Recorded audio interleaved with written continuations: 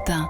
On connaissait les supérettes ouvertes le dimanche dans le centre de certaines grandes villes ou dans les zones touristiques. Le groupe Casino va donc expérimenter ce qui préfigure peut-être le futur de nos grands centres commerciaux. Le premier hypermarché ouvert le dimanche après-midi, sans personnel ou presque, avec des caisses automatiques. Ça va commencer le 25 août et c'est un magasin d'Angers qui a été choisi. Sophie Echen s'y est rendue. Dans ce géant casino situé en pleine ville, les 8 caisses automatiques sont déjà installées. Le dimanche après-midi, on pourra tout y acheter, à l'exception de l'alcool, du pain et des produits à la coupe. Pour assurer le service, personne, hormis 3 agents de sécurité et une animatrice de caisse. Les clients, eux, qu'en pensent-ils ? Scepticisme pour les uns, incompréhension pour les autres. C'est vrai que c'est très pratique, mais je travaillais dans le commerce avant et bon, je me dis que c'est mon emploi, les emplois de mes copines qui disparaît un petit peu, quoi. C'est peut-être bien pour le progrès, c'est moins bien pour l'emploi. On a suffisamment de temps quand même pour faire les courses. Je ne pense pas que ce soit nécessaire le dimanche après-midi. Il n'y a pas d'utilité. Il ouvre à 8h30 le matin, je crois, jusqu'à 20h30 le soir, c'est ça ? On peut y aller soit le matin, soit l'après-midi, on s'organise. Du côté des salariés, le projet fait grincer. Et si la disparition du personnel le dimanche après-midi préfigurait l'hyper du futur, un hyper sans caissière ? Anne est hôtesse de caisse dans le magasin. Elle veut croire malgré tout que son métier restera utile. Les clients auront toujours besoin de nous de toute façon. Ici, on a beaucoup de clients qui viennent tout le temps et qui ont leur hôtesse de caisse préférée. Même s'ils font la queue, ils disent non, je préfère passer avec vous que passer en caisse rapide. L'expérimentation va démarrer le 25 août. Le géant casino de la Roseraie à Angers est le seul hyper concerné pour le moment. Reportage signé Sophie Echen pour Europe 1. L'autre grand titre à la une ce matin, le conducteur de Signes remis en liberté sous contrôle judiciaire après sa mise en examen. Pour homicide involontaire, il n'aurait pas vu le maire debout derrière sa camionnette au moment de faire marche arrière. Un hommage à Jean-Mathieu Michel se tiendra cet après-midi à 16h devant la mairie de Signes en présence de la ministre Jacqueline Gouraud. Mais je vous le disais, plus largement, cette affaire illustre le problème dans de nombreuses régions, des décharges sauvages et de la difficulté de faire respecter la loi. Ce fléau des tonnes de déchets abandonnés touche particulièrement le Var, au pouvoir public bien démuni. C'est une enquête signée Roman Oquet pour Europe 1. Au bord de cette route verdoyante, à l'entrée d'un parc naturel, des décharges sauvages tous les 100 mètres. On voit que c'est des dalles béton, du bois, un peu de ferraille, un peu de peinture. On doit avoir à peu près 2-3 tonnes. Frédéric Soulier gère un centre de traitement des déchets 300 mètres plus haut sur cette même route.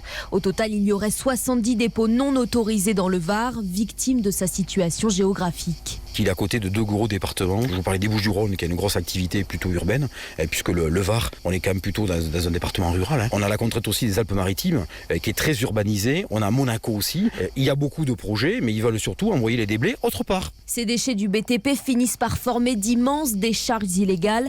Les plus importantes recouvrent une dizaine d'hectares pour 20 mètres de hauteur, où le dépôt de gravats se fait à l'échelle industrielle. 20-30 camions dans la journée, voire plus, où on peut avoir 10, 20 000, 30 000, 100 000 tonnes de matériaux qui vont être faits en l'espace de quelques semaines, qui vont faire ça en plein jour, à la vue de tout le monde, et ça leur pose strictement aucun problème. Des dépotoirs illégaux que recense Robert Durand, président de la Confédération Environnement Méditerranée, non sans risque.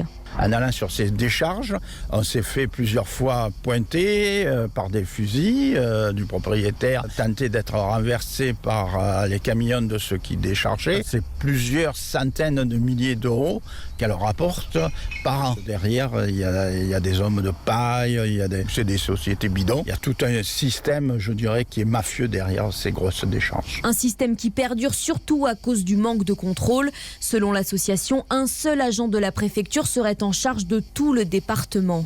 Toulon, Roman Oquet, Europe 1. Il est 8h05 sur Europe 1. Leur rapport était attendu. Les experts du GIEC publient à l'instant leurs recommandations sur l'alimentation. Comment utiliser les sols et nous nourrir en faisant le moins de mal possible à la planète ? L'une des principales conclusions, c'est que nous devons manger beaucoup moins de viande et une viande beaucoup plus locale au vu de l'impact de certaines filières. Laure Ducot est chargée de campagne agriculture chez Greenpeace. En termes de sol et en termes d'émissions de gaz à effet de serre, l'élevage, et notamment l'élevage industriel, a de très très gros impacts. Il y en a plusieurs. Le premier, c'est l'émission de gaz et notamment de méthane par les vaches. par les P, les RO, etc. Il y a un autre élément très important quand on consomme plus végétal, c'est que les animaux, pour les nourrir, et c'est très vrai sur le porc et le poulet, on leur donne souvent des aliments qu'on a importés de l'autre bout du monde. Et le plus connu, c'est le soja.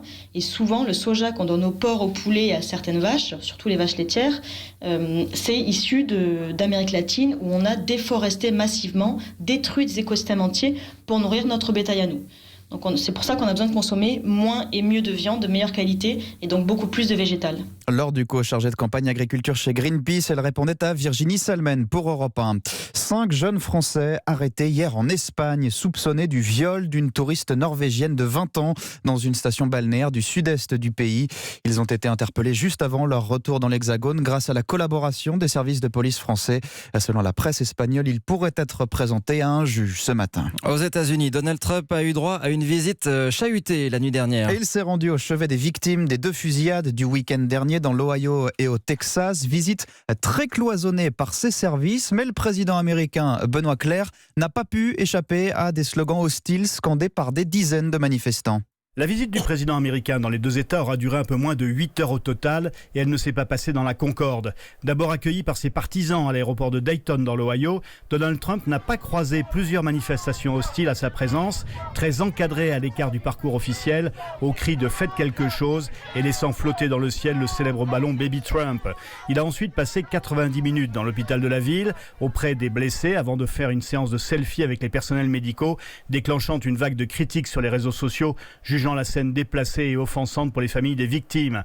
Un peu plus tard au Texas, les choses se sont un peu mieux passées, mais la rhétorique politique a repris le dessus. Avant même qu'Air Force One ne redécolle pour Washington, le président n'a pu s'empêcher de critiquer à nouveau les élus démocrates qui lui ont tous tenu un discours de vérité. S'il ne rassemble pas le pays avec un discours apaisé, les 2 tragédies de ce seul week-end recommenceront. Et ce n'est pas sa volte-face sur l'interdiction des fusils à pompe qui calmera le débat.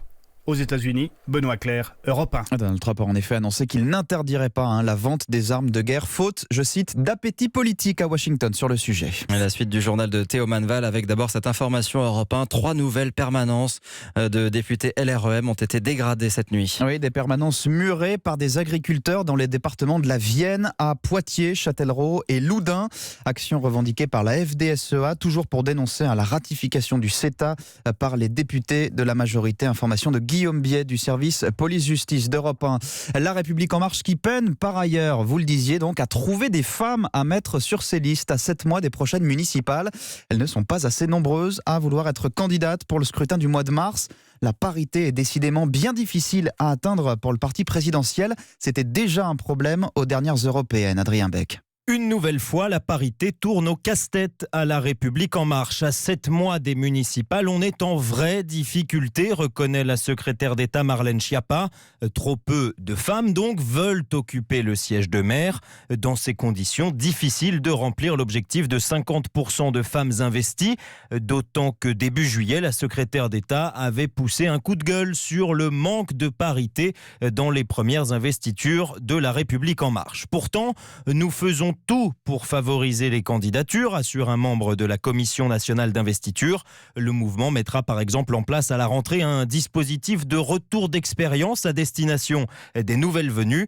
Car comme tous les partis, la majorité fait face à une obligation légale, liste paritaire obligatoire dans les communes de plus de 1000 habitants et plus encore, obligation morale pour la République en marche, contrainte de montrer l'exemple. En 2017, un certain Emmanuel Macron l'avait promis dès les élections législatives. Je souhaite qu'au moins la moitié de nos candidats puissent être des femmes. Adrien Beck du service politique d'Europe 1. Et dans 5 minutes sur Europe 1, on parle de la bataille pour Paris avec l'invité politique de cette matinale, Gaspard Ganzer, l'ancien conseiller de François Hollande, qui est candidat à la mairie de Paris. Là, sur la route des vacances à présent, c'est un nouveau week-end chargé qui se profile. Demain sera classé orange dans le sens des départs, samedi rouge par bison futé. Prudence donc si vous prenez le volant. D'autant plus que l'on assiste parfois à des comportements très dangereux sur les grands axes. Exemple avec ces touristes coréens interceptés mardi soir sur l'A89 dans le Puy-de-Dôme.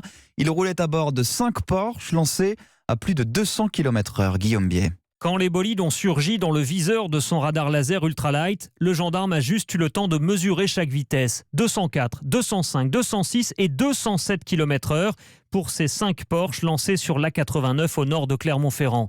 Aussitôt, les gendarmes dans leur Mégane RS se sont lancés à leur poursuite et ont rapidement intercepté les chauffards. Des touristes étrangers, raconte le capitaine Frédéric Ardouin, commandant en second de l'escadron de sécurité routière du Puy-de-Dôme. Nous étions face à des touristes coréens qui étaient en vacances sur le territoire et qui avaient loué donc ces 5 Porsche. Et voilà, ils se sont fait plaisir, on va dire, en roulant vite.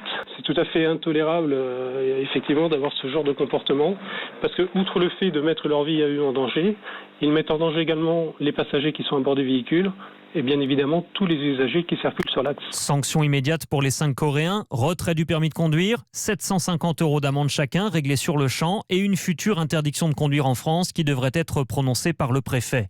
Les Porsche de location, elles, n'ont pas été confisquées. Ce sont leurs passagers qui ont repris le volant. Guillaume Biet pour Europe 1. Et puis c'est désormais une certitude, Sébastien. Oui, il y a de la vie sur la Lune. Ah bon ? On en est sûr, on sait même exactement où et sous quelle forme. Alors comment est-ce possible, me direz-vous ? On cherchait sans trouver depuis toujours. Eh bien c'est simple, elle vient de la Terre, cette vie transportée par la sonde israélienne qui s'est écrasée au mois d'avril. Elle avait à son bord des passagers littéralement increvables. Nicolas Tonef. Tout petit mais ultra costaud, c'est ce qui caractérise ceux qui sont peut-être depuis 4 mois les premiers habitants permanents de la Lune. Leur nom ? Tardigrade ou ourson d'eau. Ils n'ont rien à voir avec l'ours que l'on connaît. Ils mesurent moins d'1 millimètre, ont 8 pattes, ressemblent à des larves. Mais c'est pour cela qu'ils se trouvaient dans cette sonde chargée par la fondation Mission Arche de diffuser le savoir humain et la biologie terrestre dans le cosmos. Ils sont quasiment immortels. Résistance à des températures de plus 150 à moins 270, résistance aux pressions nulles de l'espace ou à celles extrêmes des fosses marines.